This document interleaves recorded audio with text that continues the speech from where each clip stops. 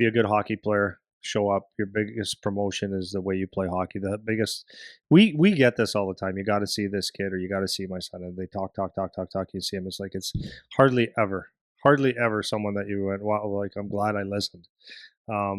If someone's a good hockey player, someone will notice. That's just the way it is, man. All right, we may have technical difficulties apparently, but we'll try to. It's working right now, but if something breaks or whatever, I'll try to figure it out. What's up? How are you? Good. Good? Feeling good? Doing good? Real Anything, good. You? Good? Anything to report? Anything going on in life? Probably should have thought of that before. I don't know. I think everything's normal. You don't have to say anything. This No, is just an everything's- open forum. Everything's normal. Summer's been going good. Just the right mix of being on the ice, being in the gym, being around the guys working out, being around my kid, being around you. It's great. Yeah? Yeah. Yeah. I feel good. We got I saw one of our videos, somebody commented that we take too long to get to the point when we start our episodes. And I just said, hey, then it's not for you. Oh, nice. Sorry, man. Like, this is what we do. If you don't like it, it's all good. There's a lot of things you can listen to. So this is our 40th episode. So, which isn't really like a milestone or anything, but I thought it would be a good time to mix in a Q&A. I think next week or over the next couple weeks, I want to get into like a little bit more technical teaching stuff that I think could be useful. But I thought maybe it'd be a good time to get some questions in. So a lot of times people send us DMs or emails or even just comments and stuff like that where they have questions. There's a lot of good questions. So Yeah, for sure. Actually, I like the questions because like that's what they want to know. Yeah, and it's cool. So I haven't showed you any of these questions in advance, so this will all just be kind of answering in real time. So I picked out 10, just going through all of our different stuff. But we'll see if we can get through all of them. So I'll just kind of go. I'll try to keep it like somewhat rapid fire, where we're not talking about it for too long, to try to get as many as we can. And then for people that are listening, like we do these every so often, I'd say. So if you want to ask some questions, you can send them in. Yeah, we like it. And we'll try to get it to it as best we can. The nice thing about these questions, I've said this before when we've done Q&As in the past, we give a lot of general advice and we try to keep it as broad as possible without being useless, if that makes sense. But a lot of times people have different specifics to their situation, and that's why I always say it's hard to give advice without knowing like the details. So even when people write us emails, I answer these questions all the time where it's like, you're telling me all the context from your perspective, or you're trying to, like, sometimes people will write me like this huge thing and they're trying to be helpful and give me all the context and stuff, which is cool, but I'm not there. I don't know all the people. I don't know the personalities. I don't know the other side of the story. I don't know all this stuff. So it's hard to give good advice, but if people give us more detail, then it does help. So I picked out some here where they're not super detailed. Some of them I chopped out a little bit of what was written just to make it a little bit quicker to read, but you'll get the gist of it, and then you can kind of just give your thoughts, and we'll talk about it a little bit. So first question, this was from Mike. He said, my son made a really good U16 team this year, which is obviously great, but now he's kind of just another guy. Last year he played in every situation. This year he's more middle six and barely touches special teams. Is it better for him to stay on a stronger team and fight for a role, or would he develop more somewhere where he can play more?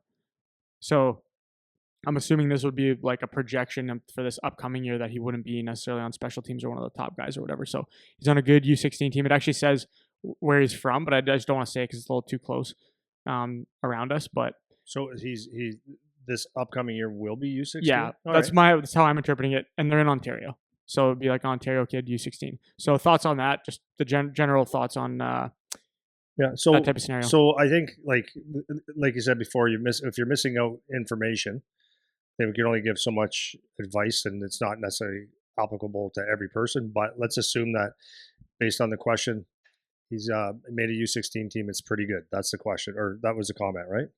It seems like he's losing a little bit of minutes. So the question is like, okay, so the decisions are made kind of like, where do you want to be in this thing? Like that's the old Cheshire Cat and whatever cartoon that is, you know, there's a fork in the road. Which one do I take? And so it depends on where you want to go.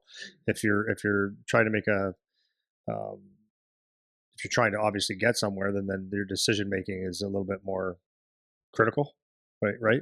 So, but I'll take it two ways. Like I would say for most people, like, because if you're trying to get drafted and trying to get to a junior level, you want to play at a higher level, right? You're probably your chances get a lot less if you go to play for a double A team because you're not playing at the highest level. So that makes sense, I think, right? So I think at this year it's critical. So now, if you're losing minutes, this is the thing that people I think forget. It's of course, like again, of course it makes sense that if you're on the ice for power play, penalty killing, you're getting the most important minutes that you would probably show more, you'd be appear to be more of a valuable player. But it always goes back to this. It's like, okay, like when someone goes to the OHL for the first year or junior for the first year, they're not eating up as many minutes as they typically would if they were a better player on their, coming out of midget or U16 or whatever. So there's a transition period where you have to what? You have to discover who you are, or you have to establish yourself as doing something really well. So that's the thing that I would keep in mind if you're going into U16, you're not getting the minutes that you deserve, or you think you deserve, or you're just not good enough. Is now you find your niche and do something better than everybody else, or do something really, really well. And typically, if the things that stand out is like the common things, you might not. I don't know how do I want to say this. You want to find things that are going to be the things that other people don't have to help you stand out, right? So like and scouts, what you have to understand is even though you might be playing a lesser role on a good team, there's still ways to stand out, right? So what are those things? Like, is it physicality? It could be physicality. That typically helps. Having really good sticks when you're going into checks and stealing pucks, like that's another good thing. Your hard back checks, good awareness on the ice, hustle, like all the intangibles, and that's probably not going to get you drafted in the first round. But if you do it consistently enough and make us when people are watching, have them write your name down or tick a box every single time that they see you, and then they see a consistency in your game. And even though it might be not the most flashiest thing, you're doing something that helps the team, and that's the important thing that you're establishing here is that you're doing things to help your team win. And scouts do see that kind of stuff, and those are typically later picks that end up playing at a junior level and maybe moving on to pro as they establish themselves as something that a team can count on that other people may not even be willing to do. So being that dog on a bone on a forecheck, like hunting pucks and finishing checks and having good defensive sticks and back checking really hard and blocking a shot and having good body language and winning faceoffs and tying up guys, being a shit disturber. There's a whole bunch of things I just said there without really overthinking it. Those things that, if you're a defenseman, boxing out, being rough, hard to play against, always in the mix of a little bit of physicality, just getting people to notice you, and then being a good teammate, having the body language that shows good teammate. Those are the things that can help you and not only help you get drafted, but maybe it's something that if you do something really well, it rewards you on the other end, right? So if you're out there really forechecking hard and back checking hard, do all the little things, finishing hits and stuff like that, you might end up gaining a little bit more confidence, because the guys that have a little bit of physicality and that are really hard to play against, what happens after a while is that you just tend to have a little bit more ice when you do have the puck because you're hard to play against. So you'll separate the guys that are bluffing to the real hockey players. Gives you a little bit more time, and then if you have a little bit more time with the puck, you might have a little bit more offensive play. Who knows? But again, the thing is like don't always focus on the minutes, although it's important, but make the minutes you have count. Would be the most important thing, and do things to make your team better. And if you have that philosophy, you probably give yourself a chance. Yeah, and in that scenario, you have a choice to be poopy pants about the minutes, or you can try to. It's all your attitude now. This is the situation that you're in, because now it's too late. You're not getting out of this situation. You're already on the team and whatever. You're not going to be able to switch and go to a different team. But what I will say, maybe a slight side tangent, hopefully not for too long here, but when you're making decisions on what team you want to play for, especially in Ontario now, there's the open borders and all that stuff where you can have some choice. You want to know what kind of situation that you're going into. Don't be so excited to jump at, oh my God, we're going to have the best team ever, because maybe you will, maybe you won't, first of all, but even if you do, there's only so many minutes. There's only so many puck touches. There's only so much to go around in a, youth hockey that's maybe 15 minutes, 15, 15, 20 for periods. If you're in U16, and younger than that, it's even less.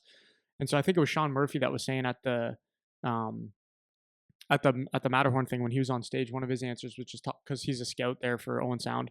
I think he's the head of scouting in Owen Sound now, Sean Murphy. Um, and he was saying his opinion is that the most important thing is that you're somewhere where you get to play and you get to play the big minutes and be a guy that's a go-to guy and all that.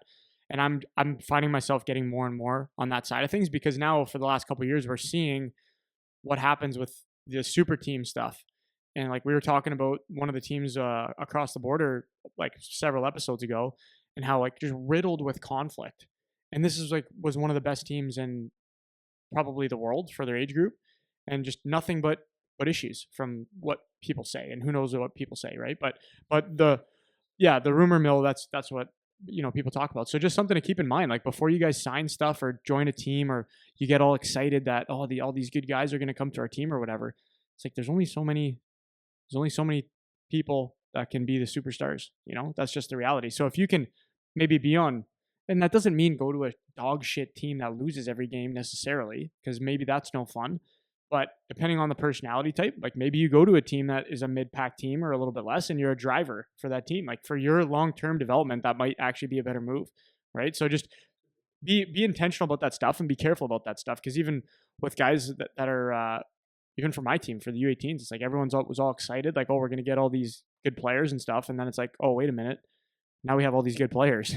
Yeah, that's what happens when you have good players, right? Yeah, and I understand where people think that because you want the minutes, you want to be the go-to guy. But the other side is that as you move on in hockey, you're for the most part, for the most part, it's no one makes it.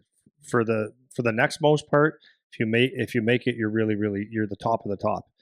And then for the next most part is there's only so many guys on those top lines, so you're probably most likely no, really, you are going to most likely be bottom six, bottom four, or bottom two defenseman. Like that's most likely the route that most people. So learn that role. So this, and then we'll try to move on. What do you think about? So in my mind, if you're one of the best players on your team, and I'm going to just focus on the U16 here. Like you're going into your draft year.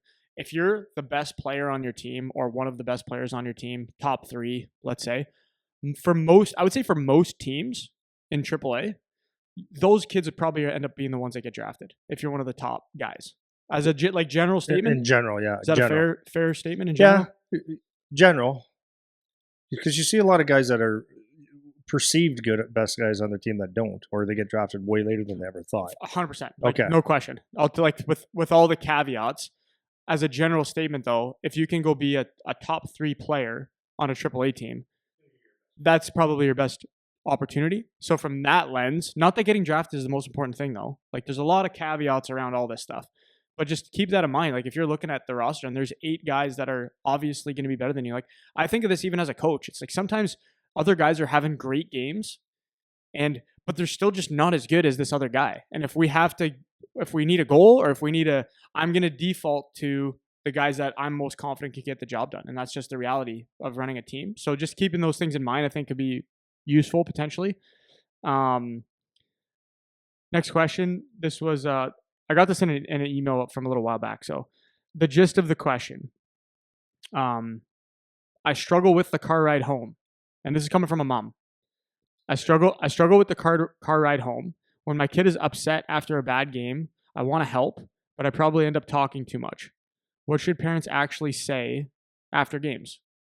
So there was more to that, but like that's basically the crux of the question. Yeah. Go on and answer, I guess. Huh? Yeah. That's a good question actually, because you hope that mom or dad, when they ask these questions, are asking coming from a good place, not to motivate their kid. You know what I mean? So no one likes to see their kid be hurt or whatever. But this is where I think it's important that coaches, parents help their kids understand what constitutes a good game, right? If it's effort, that's totally on the kid. You should be upset with yourself. Like that's not really an acceptable thing to not work real hard. But moms and dads and even a lot of dads that have played some hockey, they don't have the right answers because they're um, they just make matters worse sometimes. So that's why I always say, and if you're a parent that doesn't understand hockey that much, that's where you maybe get the kid to write it out or ask the coach or get some help in figuring this out in his identity and what what constitutes a good shift, what constitutes a good game. Constitute the right word? It can be, right? What makes a great game, what makes a good shift, and so that right? And if you are having a bad game, like then you can go back to things that you can fix if you feel like you're not having a great game. So you don't want them to be outcome goals because outcome goals, there's a lot of things that could happen, and if you get 3 goals but you didn't work hard, but they went off your ass and in 3 times, or just happened to go in because on a dump in or something, that doesn't make it a really good game of scoring goals. Um, so outcome goals is not necessarily where you want to go. It's the things like you know tr- um, did I back check hard? Did I make a good pass? Like find 5 things, in 1 or 2 things in every zone. So that'd be 6, but maybe about 5 that you can say that you can evaluate that you had a good game. Because if you're playing a really good team, let's say you're a small center playing against a big center and they're just that much better. Well, you're probably not going to be around the puck that much. So what constitutes a good game? It's not scoring. It's maybe breaking up a play, but it's the effort, and it's get maybe stripping a puck or disrupting plays and dumping a puck in and making a hit, making a pass and driving the net. Like those are the things that you would count as success. So that's the first thing I would say is like have if you don't understand how to do that yourself, if your child doesn't want to do it with you, then I think it's important. And I would suggest this if you're with your son or daughter, to say, I want you to do this so that I'm a good mom and dad. I can't be both, but I want to be a good dad or mom, right? I want you to, so you can always go back if you're having a game where it's not great. You could always look and say, okay, yeah, but I did this and this, so it wasn't as bad as I thought, or I didn't do this and this, and that was a bad game. And then the kid has to reflect on it. So that's one thing. So what do you say after a game? My biggest thing is like I just don't talk about hockey. Like that's why one of the things that's one of my laws when I grew up with my kid and when kids after, it's like I don't talk about the game too much after. I always ask, did you have fun? And let them stew in it a little bit, and then if they want to talk, they kind of will. And I mean, maybe if being the moms are can be sensitive, like they want to hug their kids and stuff all the time. They want to fix it, but maybe if there's anything you want to talk about, and anything that I could do to help, and if they say yeah, then they'll talk, and if they don't, they don't. But I understand the feeling of seeing your son maybe a little upset. Um, but the thing is, you could if you have that keys to success for yourself, habits and keys to success for yourself, 3, 4, 5, 6 in every zone, like two in every zone. If you have those habits, you can go back and say, I didn't have as bad a game as I thought. Because we did a podcast on this, and I was saying like there's so many times when you come out after a game and you had a great game, and dad's out there with his eyes crossed, arms crossed, nose crossed, everything's crossed, and he's pissed off because he didn't like the way you played. But in your mind, you thought you were great, and your dad just takes the air right out of the tire, and then it just pisses everybody off. And then you have the games where you didn't play well, and you got mom or dad, someone that just wants to make you feel good and say, oh, you played so good, and you didn't, because they don't know how to necessarily evaluate what was a good game. So yeah, that's why it's important to have those stages or steps or habits drawn out and know my identity or what makes me a good hockey player. Yeah. I think one of the things I'm going to try to adopt at whatever point I have kids in sports is you say always about just ask the questions and let them talk. I think that I like that strategy a lot just because you don't know how your kid is taking what you're saying. You could be trying to really be helpful, but you're actually doing more harm than good, or you're lecturing them for too long and they are tired of it. And I think if you ask them questions, you can kind of get a feel for like, do they even want to talk about it? If they're not really responding a ton, then maybe they want to sit with it for a little bit and you're waiting for them to bring it back up or something. But outside of that, like if they do want to talk about it, still just like ask them the questions. And I think that's where I did a webinar with the coaches site a couple weeks ago, and we were talking with a couple other coaches to the people that came in there, and I brought up the thing that you say of just like try to pick the 3 things kind of thing. And one of the guys that was listening to the webinar asked a follow up of just like getting more into the detail on that, and I kind of exactly what you just said. It was pick it. Maybe it's not 3, maybe it's 5, maybe it's 7, whatever you think is digestible. For me, 3 is just like it's not 1, but it's not too many things to focus on. And if you have that, then you can go back to that. So even if you're a parent that doesn't know a lot about the game, you can learn. Like you can learn a couple things where it's like, okay, I can see he finished a hit, or I could see that he had a good stick, or I could see that he back checked hard. Like those are some things that you can even gauge a little bit, even if you have no clue. And then in the car, you can talk about that kind of stuff Yeah. a little bit, right? Well, So, you can at the if you want to be Mr. Positive or whatever, or find a solution. That's maybe another question to this. Is like there's always the answer that this is a teaching moment for your kid, for an athlete, for yourself as a human being, no matter if you're the parent or the kid, is, like these are all teaching moments, right? So if a kid's upset and stuff like that, like you don't have to do it that second, but you can teach the principle of, what's important now, or being in the moment. And when someone is done doing a task, whether it's hockey or whatever it is they do, mowing the lawn, I don't care what it is, if you didn't do a good job, you know it, right? And if you, but the thing is that you can't do anything about it now, right? You can't replay that game because it's over. So that's the mental toughness, or just like um, a life tool, is that okay? Like I didn't like my performance. You can look at it and say, okay, I'm not happy with that, and I have to be better, and I'm going to be better, and I'm going to look at my 5 things or 3 things, whatever it is, and then you have to flush it and say, okay, now it's over.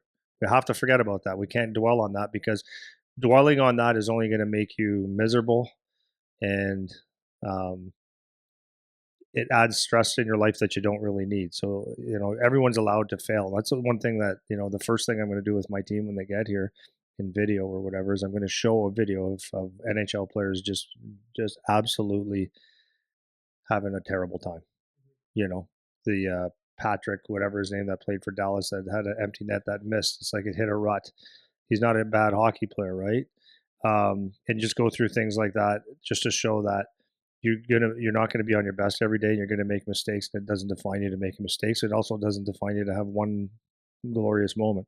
So it's living in the like learning how to live in the moment and focus on what's important now. So what's important now after the game is that you flush it and say, I'm gonna get better. Maybe that's a tool. You look at I did 5 things. Okay, so if I'm a defenseman, um, what's a habit? It's like when I had a decent gap. I look at the game. I had a decent gap. I was inside the dots. Okay, good. I boxed people out. I pinned. I had the puck, and instead of overskating it and getting into trouble, I moved it up and I joined the rush a little bit. And if you find those few things, then you can say, you know what, it wasn't that bad. A lot of the times we're really hard on ourselves too, right? yeah, for sure. So next one, I coach U15 AAA, and I'm always trying to find the balance with communication. Some parents want constant updates on ice time, roles, lines, development plans, everything. I believe in being transparent, but I also don't want every decision to become a negotiation. How much should coaches actually explain or engage with the parents? That's a great question. Can I start this one? Let me start this one. Go nuts. Yeah. Okay. Yeah. So because I struggle with this same thing, because I'm an over communicator. I really do try to be doors always open. You can call me whenever you want. I'm happy to talk about anything, because for me, I feel like in youth hockey, everybody acts like there's a secret. Whether within your team or within your Yeah. there's something going on Yeah. that like we're not talking about, and I can't stand that. So I try to just leave that. Any parent on the team can call me anytime. I'll tell you exactly what's going on. I'll tell you exactly who's on the team, who's not on the team, who's coming, what I'm thinking, why this kid is in this position or that kid's in that position. If you want to talk about specific kids, that's where I'll start to get annoyed, because I don't want to talk about other kids with you. But I mean, I'll answer the questions. Like it's okay. So I try to do that.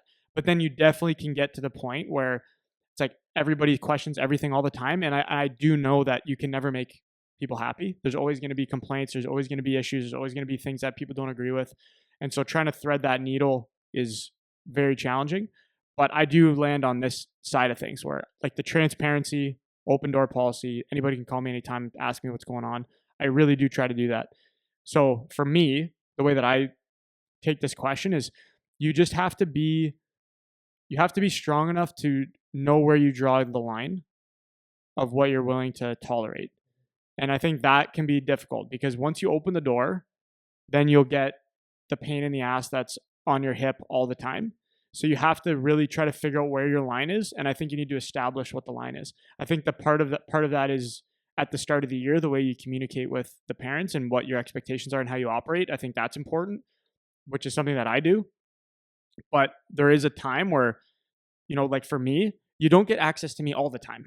You don't get it all the time whenever you want to like talk to me about your problems and have a therapy session. Like that's not what this is. Like there is still a professional type relationship between the coach and the parents, especially for somebody like me where I'm not friends with the parents. Like we're not hanging out and doing stuff. So sometimes that can be a factor that makes things more complex.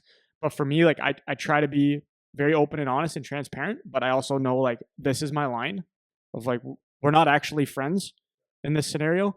But I'm more than willing to give you all the information that you're asking for. So I think just for me, answering the question, just establishing that line of how much do you actually want to explain, how much do you actually care to explain, and you draw it, and you just and there can't be exceptions to the rules. And I think just to beat it to death for a second, if you make one exception, immediately your credibility is starting to be shot.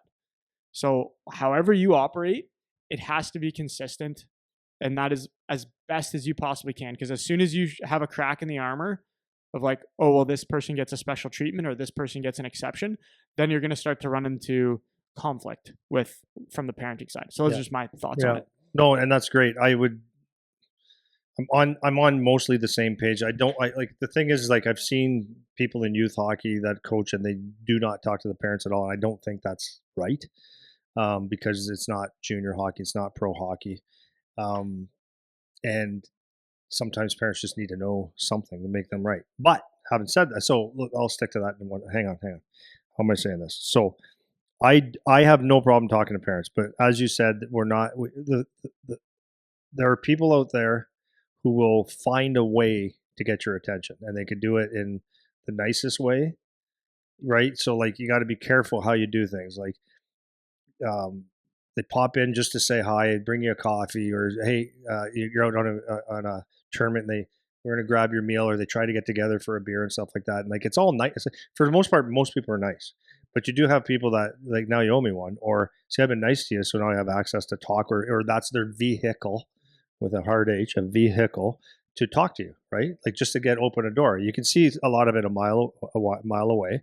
Always willing to help. Always just trying to get in there, and a lot of the times just to get in the know. And there's people like that, and we know, right? We know. So you just got to be careful of that. So, at the same time, I don't want to never speak to the parents because I don't think that's right. And like for me, anyways, at this level. It's not junior or pro hockey, so I think the parents are important. They get them there, and they can. If you're just an asshole all the time, or you just have zero contact with them, like it's hard for them to say, no, your coach is a good guy, or I whatever. So that's one thing. So there's some I think that you should talk to, but having said that, I feel the rule should be first before you talk to me. Have your son talk to me. And like being a U15 AAA coach, I think probably before that you should be doing that. Is let's have your son talk to me first, for obviously a couple of reasons. One of the reasons is that it's not for the coach to be intimidating. It's to welcome the kid to grow.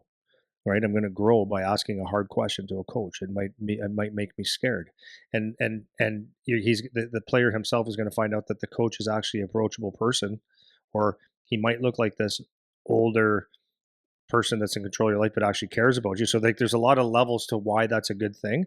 But most importantly, it's just let's do this first so we can relay the message to your parents. And it could be totally convoluted, right? You could say, you know what, I don't see you on the power play right now, or if you do this, this, and this, maybe you'll have a chance to be on the power play. And they might go home and say, the first one is he said I'll never be on the power play, or he'll come back. He says, yeah, I just have to score a goal and I'll be on the power play, and it's like the wrong message. That was like the silliest.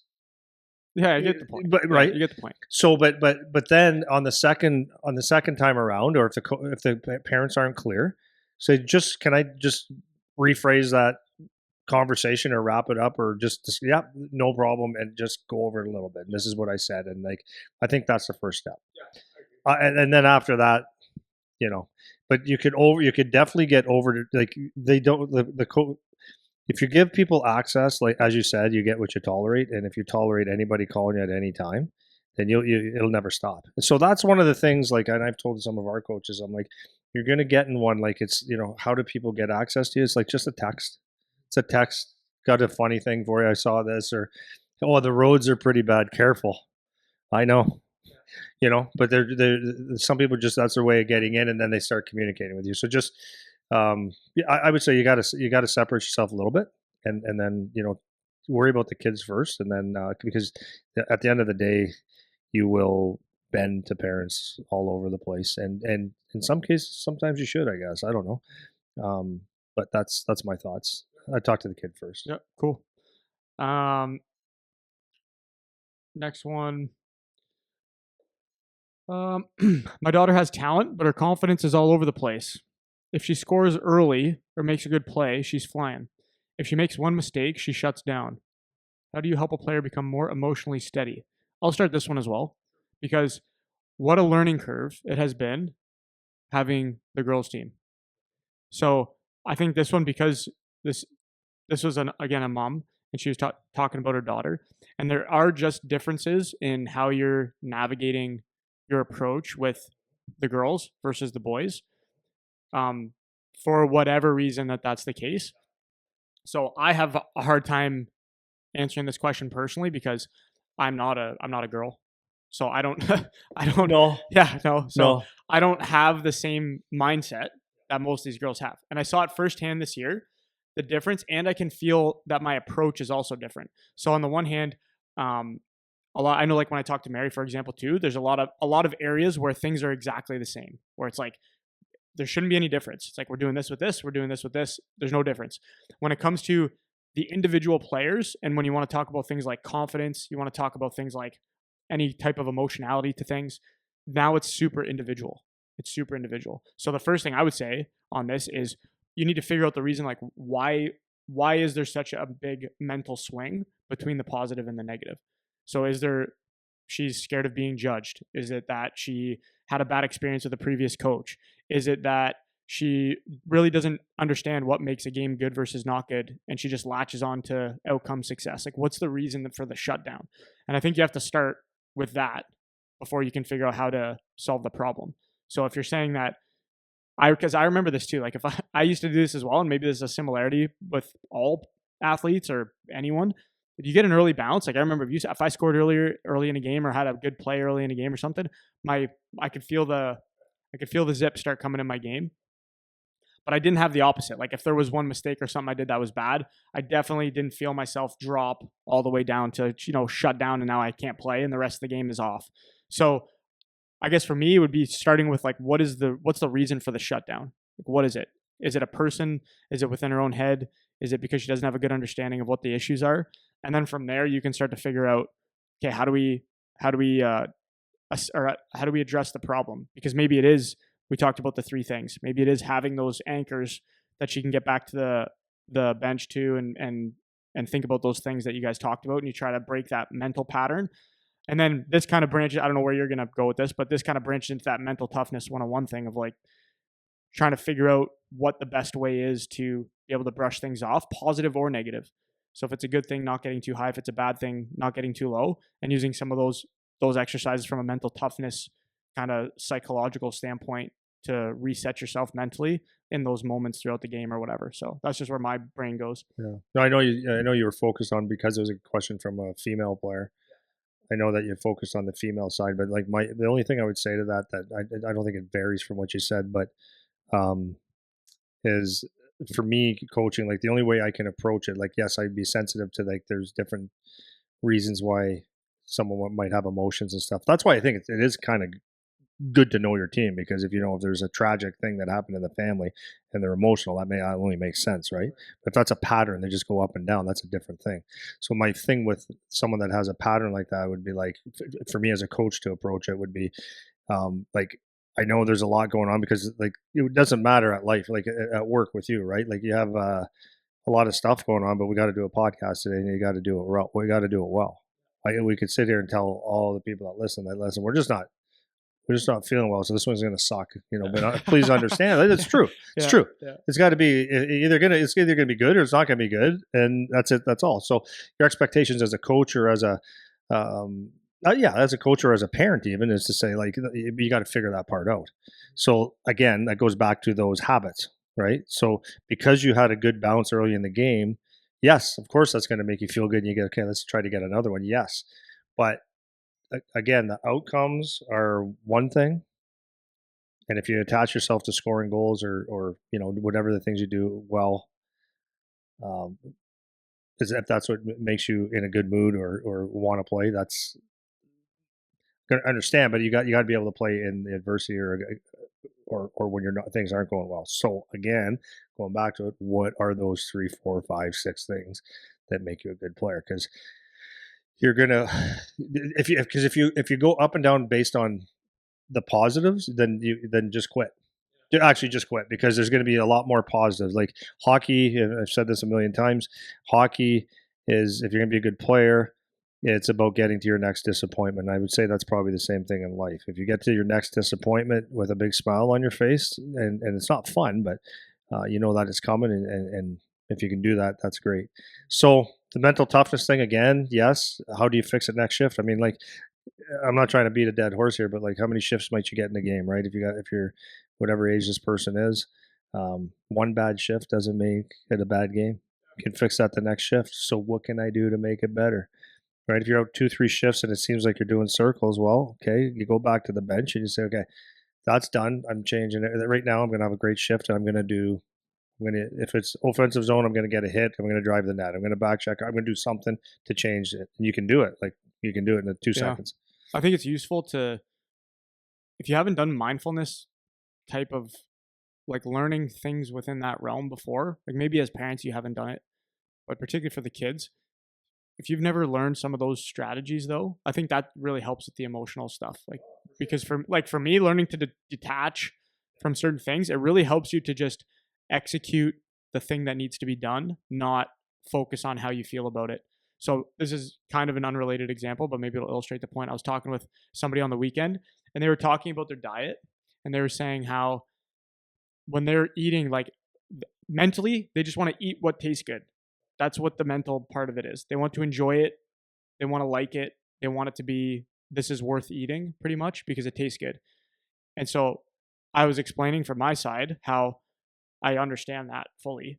But from my side, I've had 15 years of learning to eat for the purpose that I need it for, not with the primary focus on how I feel about it. So it's been a very useful strategy to understand, if I do this, I get this. If I do this, I get this. My feelings are not relevant. How I feel about it is not relevant at all. So I think that learning that mental strategy, like figuring that out, I think is super useful, because then in the game, it's the same kind of recipe. It's like, if I do this, I get this. If I do this, I get this. And you can anchor that to anything. It doesn't need to be the outcomes. It could be the 3 things. It could be whatever. But you'll start to learn how to separate the emotion from the action, which I think could be super, super useful when you're playing. And the other thing, the flip side of that is like there's something that, and I'm not accusing this person of being this way, but I'm saying this is another side of it, is that some people that have played good when things are good, and they're happy when things are good, and they're not when things are not good, and they have to struggle. It's like, that's actually an issue. Hockey's hard. Life is hard, whatever, but hockey's hard. So if you're gonna play and enjoy the game, you're gonna have to figure out how to enjoy or get through the times where it's just not easy. Because there's the baby side of it, is like a little sucky baby side to that too, which I'm not accusing this person of that, but it's like, beware of that, right? Because, and you can look at that in some players' body languages. I've seen that, like watching my son play 5 years of OHL, right? Some guys like it easy. Some guys strive when it's like it's a grind and there's steady eddies, but some guys are good, and then they don't get a pass, whatever. Body language is horrible. Like, quit, man. Like you're pissing 5,000 people off too, but like, it happens, right? So are you a baby, or are you just got to figure it out? And it's hard as parents. It's hard. I remember one time one of our kids went to school, and and everybody was wearing shorts. It was the first day of school, and my son thought it was pant day, or maybe it was pants. Everyone was wearing pants, and he wore shorts. One of the two. Uh, and he was very young, and he was just like emotionally like I didn't know everyone wore this, and I'm like no different than the hockey mom, right? I was like, and I said it like this: I just shut your mouth. You go to school, you're wearing shorts, big deal. But if you think about it, a 7 or 8 year old kid is looking like I'm so different right now. Everyone's going to look at me. I needed to grow in that, right? It's like, and just, you know, but I just still told him to shut up. Yeah, but yeah. it was not the best answer, right? So you Right, learn as you right. go and realize that these are little kids in a new environment and all that kind of stuff, and they want to fit in right away. So Yeah, whatever, yeah. yeah. Anyways, good example, bad example. I don't know. I love this next one, just because how it was phrased. So I actually got this from it was a TikTok comment, and we had some videos a little while back about using phones, and so this is this was the sentence. It's funny. So the guy goes, "Are phones actually ruining kids, or do adults just complain about everything?"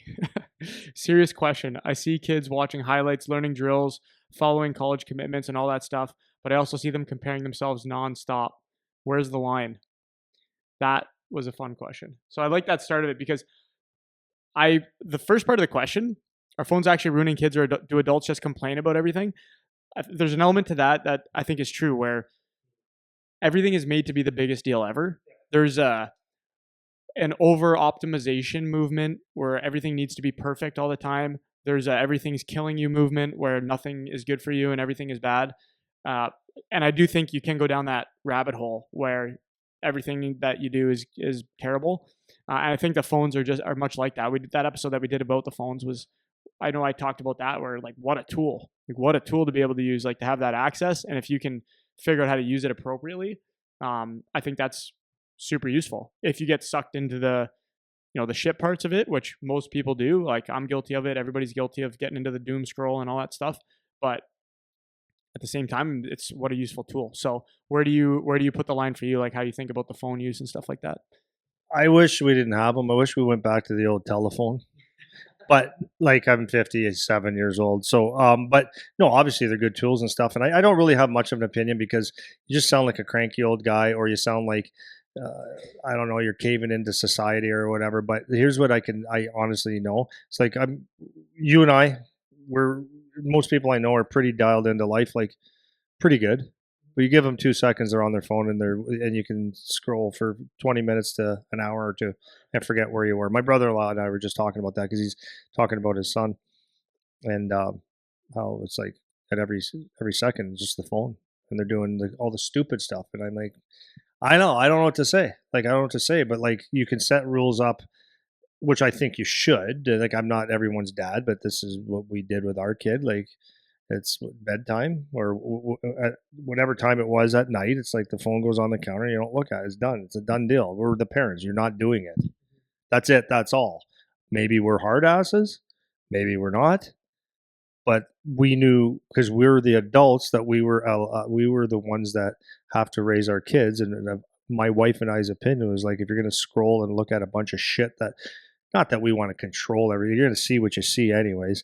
But we just didn't want him filling his head with a bunch of crap. There's other things in life you can do at 7 o'clock at night till 9 o'clock at night, your bedtime. There's other things, and maybe it's watching TV. Maybe that's worse. I don't know, but there's other things you can do. But there's certainly other things you can do when you're in the car driving with your mom and dad or someone to the rink, besides looking at your phone. That's probably not the best time that you could spend. So as parents, we limited that, and I definitely eliminated that with my team and our school, because the thing is I just find that there's more downside. People can say what they want to say, and I'm not arguing that, like I really not. But from my perspective, I see kids at the rink even that as soon as they're off the ice, it's straight to the phone. Like that was, and they hold on to that thing right to the end. It's like there's really nothing that's coming in that's that important. And when you're on the ice, like your mom, or they might say, well, my parents need to touch base during the school day. You're fine. You're fine. They'll get hold of whatever. Anyways, I think you need to put restrictions. I don't think phones are bad necessarily, but the amount of time and energy and focus that it takes and the brain drain and stuff. And I just see people get very lackluster on the phone. I can see it in eyes, right? You can see it in people's eyes. People that are stuck on the phone for a while, their eyes are bugged out. Do you see it? Yeah, it's just like, oh, you look really tired today. It's like, no, I'm good. No, you've been staring at a screen, right? So, anyways, I don't think it's necessarily bad. I don't think it's ruining lives, but I think you have to find a good balance of it. And if I have any control over it, there's going to be a certain time where it's no, because you could. The thing is like when a kid's at home, if you have a swimming pool and you have a shooting range and you have basketball court and you have friends or whatever it is, it's a lot healthier than looking at a phone. I don't care what you're doing, right? I think what you said, putting guardrails around it is important. Like, and I'm not a parent, so I don't want to step out of my lane here, but it just seems kind of common sense that I do think also, I see it with a lot of parents that have young kids. It's just really easy to give them the screen thing and they be quiet. Well, and I can appreciate that to a degree, but you'll see that with babies now, right? Or little kids. It's like, okay, we're at the restaurant. It's like, here, just throw this on and you're good. But funny that you said this. You just remind me of something. So one of our boys who's 17 or 18 years old now, I think he told you, just the phone, right? They're, even though they're kids and they're smart and all that stuff, they're still stupid. I'm stupid. I almost got caught in a scam about 3-4 years ago. And I'm like, holy shit. And then I thought, and I asked questions, said, who is this? And then they buckled. Okay. So like one of our kids just, maybe it was 2 weeks ago, he got a notice that, I mean, think of how, like he looked back, he goes, I was stupid. But he got a notice that he got something deposited in his account for like a couple $1,000 or $1,500. I go, weird number. So just, here you go. It's just deposited. So he pressed it. It was a scam. Shut the bank down. So it's like that wasn't a positive thing. Just stay off your freaking phone a little bit. Yeah. Well, but this is where I think even as a coach for me, I'm not the parents, but I can control, like I can be a dictator with my team. So especially for us doing the travel together, the bus, the hotels and all that stuff, I'm taking the phones like at certain times. And I'm not going to be like, you don't have to be crazy about it either. Like it's just, I say this a lot. I live in the land of the reasonable where I need my phone. I want to be on my phone because I have things that I do on it that are important or that I think are important, even if they're not important. And they're the same way. They think it's important. Their life is on there, all that stuff. So you don't need to deprive them of that at all times just for the sake of depriving them of it. But just, again, you draw the line of like, okay, right now is going to be engage with each other, play cards. But I'm talking like on the bus or on the road or whatever. Give me the phones and I'm going to have a bucket and you put your phone in and I'm taking them and then I'll give them back to you. Or, we're 30 minutes from getting to the rink. Give me the phones. It's like, well, I need music. Too bad, man. Like you can listen to music after, whatever. Well, we can all listen to the same music and we can argue about it. Yeah, exactly. So there's some things you can do. Dude, it's amazing though. Like I see it at home and I'm no different. I'm not saying like I'm no different. Like I don't ever want to come across like I know everything. I'm smart. Like that's not what I mean, but I'm awake. And like even it was just last night, right? We were done dinner. And we had a pretty simple dinner last night, healthy though. And we just had sausages. We just had some nice sausages. Love a good sausage. Yeah, I know. It was just honey garlic. Different. Yeah. Oh, yeah. Unreal. Yeah, okay, sausages continue. And a lot of shit ton of veggies with it and stuff. And so, anyways, ate. And for whatever reason, Christine had to check something on her phone for real. And then Charlie was checking something for real. So I said, I didn't even say anything. I got up. And this happens a lot. And it could be me on the other end. Got up, grabbed the dishes, started the water. I don't use a dishwasher. Right? I go, these are the dishwasher in my hands. I know it's old, but I like it. So, anyways, did all the dishes. Not that there was that many last night, but I did all the dishes. I came back to wipe the table or something, and Charlie goes, "Huh, Dad, I probably could have helped, eh?" I said, "Yeah, probably. I don't care. Yeah, I didn't care, but I said, yeah, I probably." And then I asked my wife a couple questions, and let's just say, "Hey, hun, where does this thing go?" Crickets, because she was focused. Like you're just gone. You're just gone. And then the last thing is like in the gym, like this is off season right now, so it doesn't matter. Like these guys can't do a rep without looking at their phone after. Like like the what's important now is gone. The focus is all over the place. You're thinking about doing a, you're at 350, 400 pound deadlift or a squat or something like that. And like, are you thinking about what your next text is or what's up in WhatsApp or whatever? It's like your focus ain't there, man. Yeah. So like with the team, it's not allowed in the gym. Yeah. There's definitely a couple different sides to it, right? But again, it's just a balance of trying to make it maximize how useful it is and minimize the damage, and you'll land somewhere kind of in the middle. At what age does a player actually need someone helping to promote them? I'm seeing kids with advisors, agents, family advisors, whatever you want to call them, at 14, 15, and even younger sometimes. Is this really necessary, or is it just another thing parents are being sold? At what age? 0. I'm so hard on this. I'm so definitive on this. With it's just I'm not politically correct with this. It says you don't need it, man. Yeah. Be a good hockey player. Show up. Your biggest promotion is the way you play hockey. The biggest, we get this all the time. You got to see this kid, or you got to see my son, and they talk. You see him. It's like it's hardly ever someone that you went, wow, like I'm glad I listened. If someone's a good hockey player, someone will notice. That's just the way it is, man. If this is the only thing I would say about that, if you feel like you're doing everything you can and that there is something there, like you just really, really, really believe that, I don't know if I'd find what you call an advisor and an agent to do it, but I would try to look for someone that would just like a trusted hockey guy, I guess. But for the most part, you don't need it. It's what was the question? Was it overblown or was it? No, is it really necessary, or is it just another thing parents are being sold? Well, the thing is, okay, like again, what are we looking at? What are we looking at? Are you trying to get looked at for what level? So we see a lot of the kids that, like for us, that come to our academy, they have advisors that represent them. It's good for us. It's great for us to have people, looking out and thinking that we're a good place to play. And then we look at it and say, but how many times do we get someone? Yeah, this guy's a good player. We look and we go, God, no, not at all. You can't play here. So that's the thing is like the promotion is like we'll find it. We look at hockey players and know what we're looking for, right? So now if you're like 17 years old, so I don't know whatever the age is. I don't know what the age is, but and you're trying to get to like a junior team and you just don't know how to use a telephone yourself or an email yourself, but then maybe an advisor could be helpful. I mean, I think they are for some kids in some very small ways, but I don't believe that one for one Well, second. I'll tell you right now, for us, any email that we get in of a application, like a player looking to come here or whatever, we check every single one. It doesn't matter who sent it. Everyone. The kid could send it, the dad could send it, the agent could Bobby send Orr it, can send it. Anybody could send it. Of course. We're gonna look because it's part of the business for us. So if you are gonna come for us, a place like us, first thing I'm gonna do, I'm not answering the email. I'm gonna take the name of the player.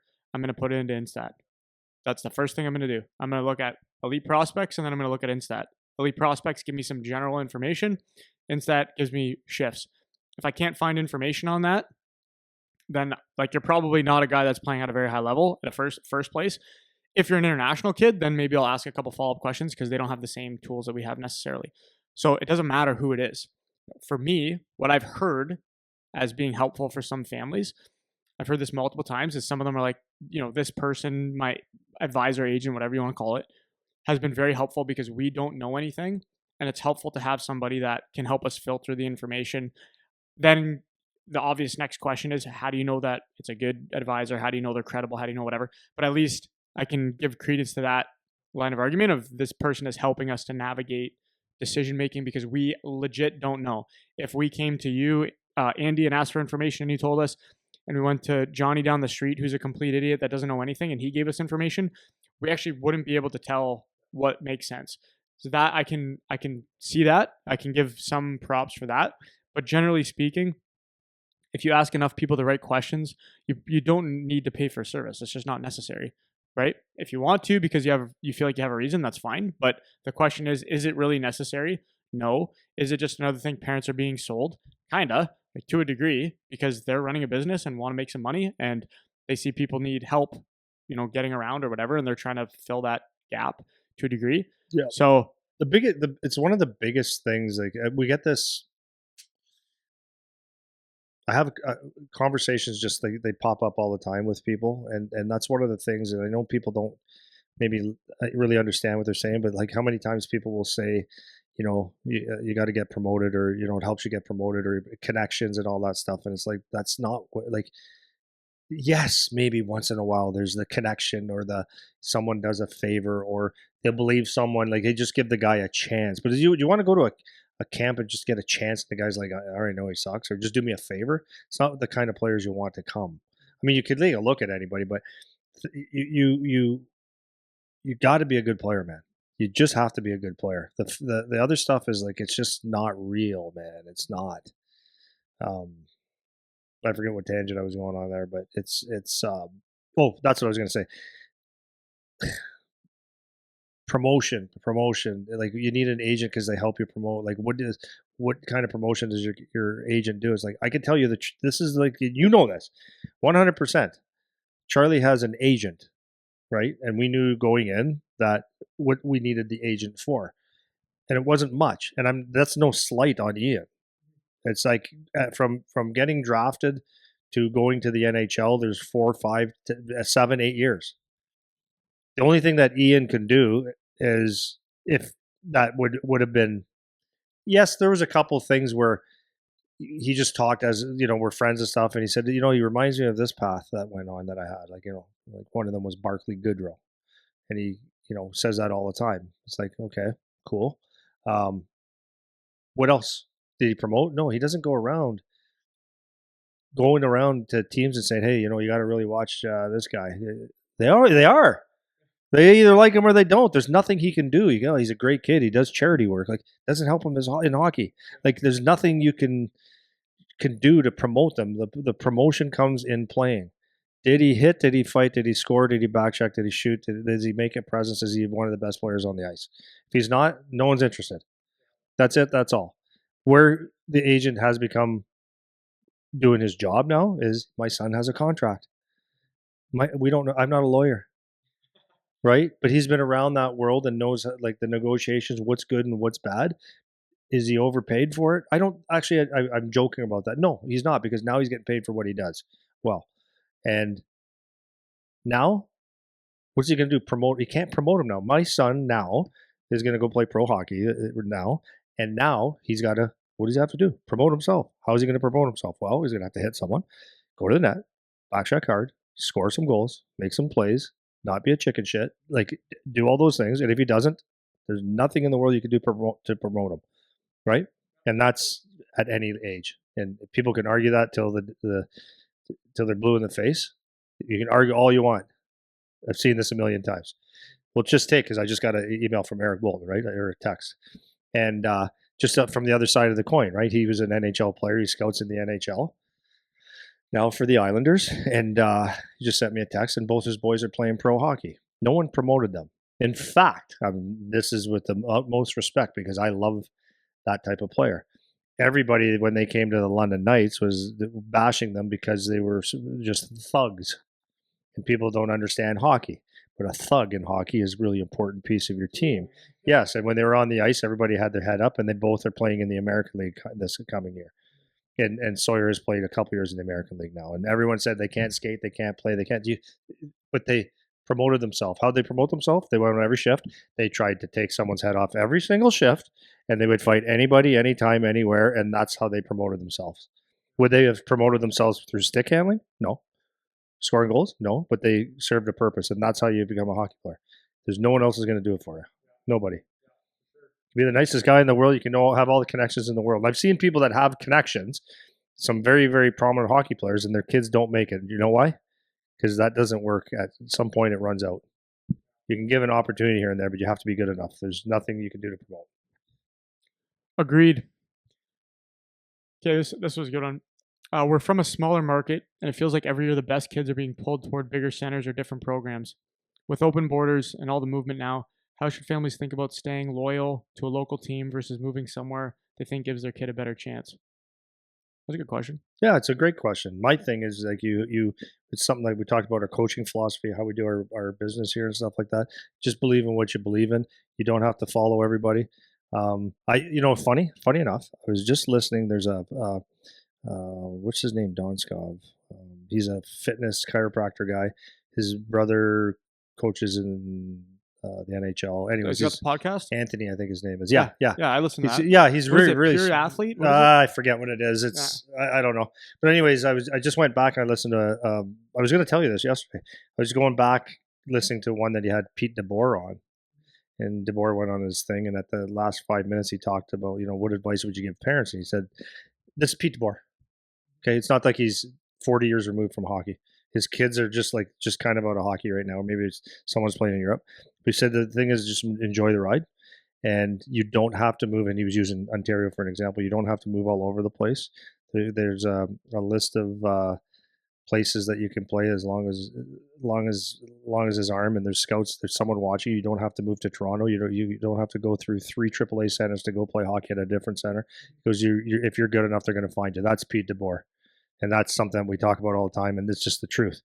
But how do you do that to keep loyalty? It's like you just do it, you make a stand, and you do it. That's all. That's all I could tell you. The thing is that there's a lot of people running around, as we've seen, running around all over the place, looking for the best opportunity, again, to give your son a better chance. You're not going to get a better chance.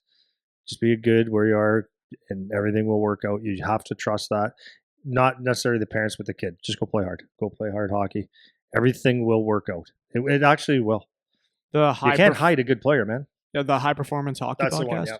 Anthony Donskov. Mm-hmm. Yeah, it's great. Got different versions of different topics, but yeah, it's good. Yeah, so but that's you don't know what's on the other side, anyways, right? You think you're doing something good, and it could be the worst thing that ever happened to you. It could be you stay at home, you think this is going to suck. It could be great. You just don't know. You just don't know. Honestly, man, like I have such a hard time understanding why this is so hard for people to believe that it doesn't matter where you are. And that doesn't mean if you have a great opportunity to go to an unbelievable program and they're going to give you everything in the whole world, and it's going to be like an incredible life experience, and you want to go because of that, and that's fine. Like, you can go do whatever you want, but you don't have to. And this is my, it's almost like you're talking about the agent thing. It's like, you can argue it as much as you want. You can play AAA in Thunder Bay if you want, right? You can play in Thunder Bay. Guess what Thunder Bay does? They go play against all the teams. They go to the tournaments. They go to all the stuff. Even if they're horrible and you're the best player, you are seen. You are seen. You can't, because everybody talks. Everybody's got video. Everybody's got live burn. Everybody's got Instat. Everybody's got everything. And maybe it's discouraging and you don't like it and you want to move because of that. That's fine. That doesn't mean you have to. It doesn't mean you don't have to be in Toronto. You don't have to be in Minnesota. You don't have to be, for the purposes of what people are saying, right, to get a better chance. 100%. The chance doesn't get better. No, it doesn't. It doesn't. Let's say, okay, let's put a caveat on that and say it might get better because for this small moment that you might get drafted a round or two earlier, you're on a better team and it looks like you're going to be something. But the end of the day, getting drafted, and like I said this so many times, first rounders that never get out of the OHL, they weren't good enough. 10th rounders and 12th and 15th rounder and free agents that have great years and play in the NHL. It doesn't, for that little moment, it doesn't matter. So if you're looking through such a short-term lens that I want to get him, I want my son, and that's a silly thing. I want my son, but if your goal is to get drafted as high as you can, and that's the most important thing ever in hockey, then I guess maybe try to enhance your pad your stats and go somewhere else. Yeah. But it's marginal. It's marginal. It doesn't change anything in the future. It's totally it's around the edges. Maybe there's like some slight changes that happen because you are here versus there, but there also could be the reverse where you go there and somewhere else, and it's you get buried in the shuffle or whatever the case might be. But I don't know why it's so hard for people to believe that. And like, we were a great example of this last year, where first year of U16, we've never had a U16 team before. We're not in a league. We're not in the OMHA league. We're not in the GTHL. We're not in the Alliance. None of that. We're outside of everything. and we're a first year U16 program. We didn't have anyone, like, all credit to our team because they had a great year. We didn't have any superstar studs. There was nobody that was people are packing the building to watch this one player. We didn't have that. We had a lot of good players, but nobody that was bringing all the cameras in. And guess what? We had 4 guys drafted. We had 5 guys total from our 2 teams with the U18 draft.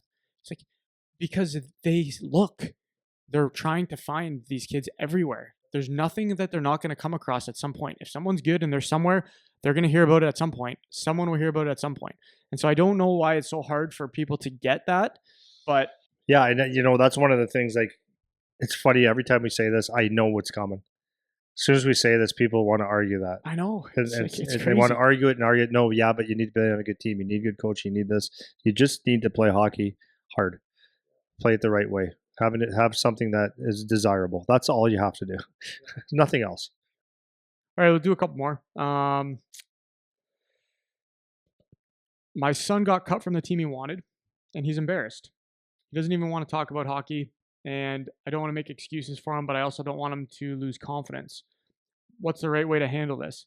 This year coming up will be a big change for him, as he's no longer going to be playing with most of his friends or on the team that he thought he was good enough to make. I don't know the answer to that. I don't. The only thing I would say is, like, it was my son. I got cut from the team, didn't make. What'd you do to prepare for that, though? I guess that'd be my biggest question. What'd you do to prepare for that? Did you not let him know that there's a chance?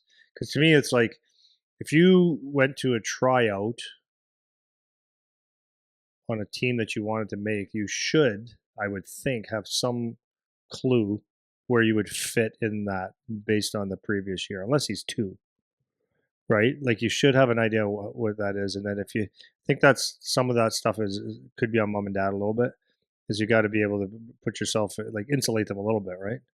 Like, even today, like, or not today, but this last little bit, my son's transitioning from the OHL to pro. I ask him, "Are you ready for this?" So, like, I just have not grilling him, but, like, he knows, but just a gentle reminder from dad. It's like, this is a big step, huh? Not to put fear in it or anything, but, like, there's a chance. Like, it's not like you get a leash of you can't have a bad game or 2. You got to bring it every single day. It's a job now, right? And he goes, yeah, I'm taking food off of someone's plate. That's it. That's all. So, but I do my best to prepare him a little bit, even though he doesn't need me anymore. But that's, I think, from a parent's perspective, that's if you prepare your kid a little bit beforehand, then it would be less devastating, I would think. Yeah, I think I go to your thing too. After the fact is just asking questions. Like, all you can do now is learn from it. It's like, if he's embarrassed, okay, why are you embarrassed? Let's talk it through. Let the kid talk. Like, let the kid talk about it. Like, what is it? What are you upset about? What are you worried about? Let's figure out what we can do. Let's figure out how to learn. Let's figure out how to grow. Because guess what? It's not going to be the first time or the last time that the kid's embarrassed. It's not going to be the only lesson he ever has to learn. So, yeah, okay, maybe let's say you didn't give him adequate preparation before. After the fact, let's learn and try. And you can learn too, as mom and dad. Like, you can learn from it too. Obviously, this sounds like it was surprising for you as well. So it'd be a good idea to maybe dissect it a little bit, talk about it with your kid, and help them to work through it. Like, that would be useful to figure it out for the next time, right? Because there's going to be another punch in the face that comes at some point. So, I got 2 left. We'll see if we do both or just one. I like this question. With all the NCAA and CHL stuff changing, what should families be thinking now? How have your opinions changed based on how the landscape has now shifted? For years, it was you can't touch the OHL if you want to go to college. Now it sounds like everything's different. Do you think players should still be careful when they're gauging which route to take? Or, or how have your thoughts developed with the change? It hasn't really changed too much. I think it's just good that kids don't have to make that decision anymore. That's the only thing I would say that's different. So what it does is it takes some spots in the OHL, makes it a little bit more competitive. That you're taking, like, most of the players in the States, the Europeans, there's almost no question whether they want to play in the CHL or not, right? The OHL, whatever. So that competition gets it's tougher now. It's tougher for a young guy, which is good. It's funny. I was having a couple beers one night, and someone said that why are they letting the Americans in here? Because now they're why don't we just take care of our own? Because that's not the way hockey works. You're either good or you're not, right? So it is what it is. No, I think it's good. It hasn't changed my opinion at all. I think the only thing that it changed for me would be for a kid that never thought of going to school. Like you can't lose if you wanted to go to school all the time. You can't lose unless you're just not good enough to get a scholarship. But if you even wanted to delay, if you're going to be a good pro and you want to delay and just take a year of school to develop in whatever way that you wanted to, if that makes sense to you, then that option's there. So that you've got nothing to lose if to go to the OHL or CHL now, like zero. Scholarships are still there. The only thing that I look at that might be different now is the kid that doesn't like school or doesn't want to play college, and this is for now, and they feel like they can play pro, and the message maybe from a pro team or other people is like you should spend a year in college for the development. Like now you have to believe that part now, and I'm not totally convinced. Like and people can argue with this. It's all good. I'm not totally convinced that every player, the stepping stone is from junior to college to pro. I feel that there's some guys that are good juniors, great pros, and can skip that because of the way they play. And maybe I'm an idiot for saying that, but I do believe that. And there's reasons why other people really should go, but I also think there's other people that are really good juniors and they're going to be really good college players and they're going to suck at pro. So the only thing is understanding that piece right now. I think what's going to happen, I could be wrong, is that there's going to be the teams have a little bit more wiggle room to sign you now. So that's number one. And number two, it gives them a time to just see how you do at maybe an older level, right? A more structured older level where every game's like a playoff game in college. So I think you'll see a lot of teams just say, we want our draft picks to go to college. And it'll be more of a, that's just the next step. So people but the problem is with some people that they're doing this to try to make a living. If you go to college and you're not getting big NIL money, which most people don't, they get some, but not many. It's like, no, I want to make money. So it's like, that's the thing. Yeah, that's the only thing I see it different. Yeah. My lens is because I come at it from the U18 thing. I really care about U18 like as a year because I don't think a lot of people do. And I think there's a lot of things can change, right? And I know that a lot of people, there historically has been a huge drop off after U16, right, based on the draft. And I think now it will force people to have a longer timeline in their head of when they can reasonably make a jump to another level. So now you could still target from, the time if you're U16 and didn't get drafted, if you're U18 and didn't get drafted, like you could still target. I'm going to really try to make it to the OHL when I'm 19 and Absolutely. play for a year, play for two. Yeah, like that's, absolutely. And I think that is a fundamental shift. Yeah, I think that's opened up. And you saw it in the OHL probably, I don't know about the out West and Quebec League, but you did see in the OHL that all of a sudden they were signing 18, 19, and 20 at overages. So yeah, because all they're looking for now, because everything has changed. Like junior hockey used to be able to build a team. Basically, you knew you had a 4 or 5 year window with 3 to 5 year window with every player.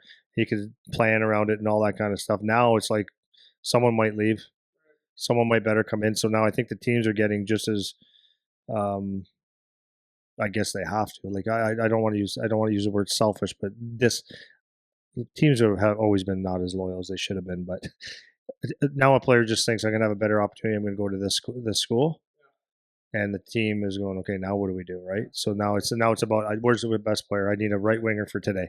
Yeah, so I that's think it. So if you're a 19-year-old, 20-year-old, and you're better than all my 18-year-olds, come on in. Right, and I think for the actual player now, for the youth hockey player, U16, U18, it's going to force patience, and that's what I think is important because people have always said, after U16, oh, well, I'm done. I'm not going to make it. I don't have a chance. It was a big flaw in minor hockey here in Canada. For sure. And on the U.S. side, they don't have that.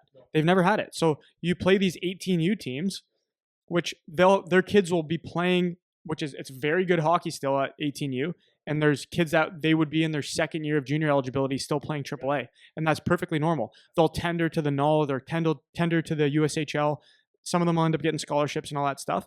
And so I like that part of it because, and this is why I'm so focused on the U18 age group, because that's a fundamental void right now in Ontario for youth hockey, because everyone, that's just a write-off. It's like if you're playing U18 hockey, then you missed something, or you're not good enough, you can't be good enough, you won't be good enough. And it was the rare exception that could have a good U18 year, then jump into a higher level or something. And I resonate with this because I was one of those guys. But for more people, they'll start to see that as an actual option, continued opportunity, and not just be checked out after the draft. So that's the big thing that has shifted for me. The second thing I'll say, this would be my last thing, is this is still like, I think people really talk, to use your term, flippantly about the ability to jump to the CHL or the NCAA. Like it's really, really hard to get there. So when like this to get to the CHL or NCAA. So like this, for this person to say both are almost impossible. Right. So it's like, what are families supposed to do now? It's like, this doesn't really apply to a lot of people because a lot of people aren't going to make it anyways. And so I think on the one hand, it's good because it stretches out the timeline for a lot of kids to still try and have goals and keep themselves on the rails and not fall off the cliff when they're 16, which I think is nonsense. But at the same time, it doesn't change the reality of the amount of kids that are going to actually make it. It's still going to be the same. There's going to be some shuffling around, but I think it's fundamentally, there's not going to be that much of a change. There might be a couple jobs that open up in the OHL now from kids leaving early or whatever. But I mean, the recruiting pool just opens up even wider. So now there's just even more kids. They're going to be looking under every rock for anywhere, whoever they could find, right? Anywhere. So to get more competitive from that perspective. They've opened up an extra import pick, European import pick. So there's an extra body there. And then it's funny. Like there are a little bit more Americans playing in the OHL right now, CHL right now, but there always was that. Like a lot of people say, well, now there's American. Like, no, it's more now because they can take the chance. There's no chance to take now. Like he's not probably gonna report to an OHL team now. So like a guy that would have went to the USNDP program or going to wait it out because they're going to go to college. Now that's gone, so it just opens up a bit. But it's awesome, man. Like the league's awesome. What Brantford did, it'll be interesting this year. So Brantford, they won the league championship for the regular season, lost in the conference finals. They had a stacked team, and basically as of right now, this is August 12th, 13th, 11th, something like that. They have one or two guys from last year still remaining on the team. Everything's new, and they've brought in they signed these people from all over the place. It'll be interesting if that's the model that's going to take over. You just be really, really aggressive because a turnover could be crazy, right? It's interesting. And then Guelph did it a different way this year because they're hosting Memorial Cup. That makes it a lot easier. But they just loaded up their team with all CHL players, and their import picks are supposed to be pretty good. So we'll see how that goes. And then the rebuild will be interesting to see how it goes. So when they said a couple years ago that it was going to take a couple years to sort everything out,